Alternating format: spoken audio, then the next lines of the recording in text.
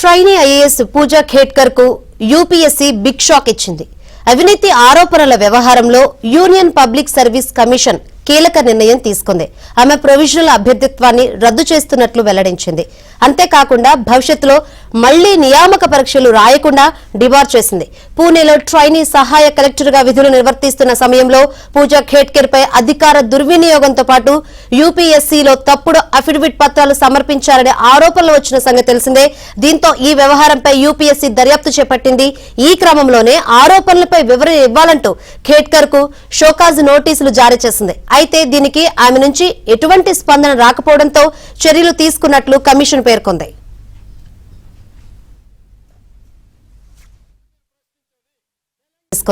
ఆమె ప్రొవిజనల్ అభ్యర్థిత్వాన్ని రద్దు చేస్తున్నట్లు వెల్లడించింది.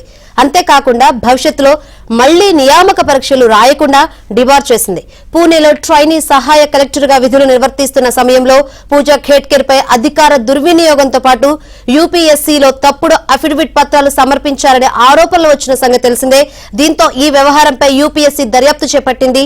ఈ క్రమంలోనే ఆరోపణలపై వివరణ ఇవ్వాలంటూ ఖేడ్కర్ కు షోకాజ్ నోటీసులు జారీ చేసింది. అయితే దీనికి ఆమె నుంచి ఎటువంటి స్పందన రాకపోవడంతో చర్యలు తీసుకున్నట్లు కమిషన్ పేర్కొంది.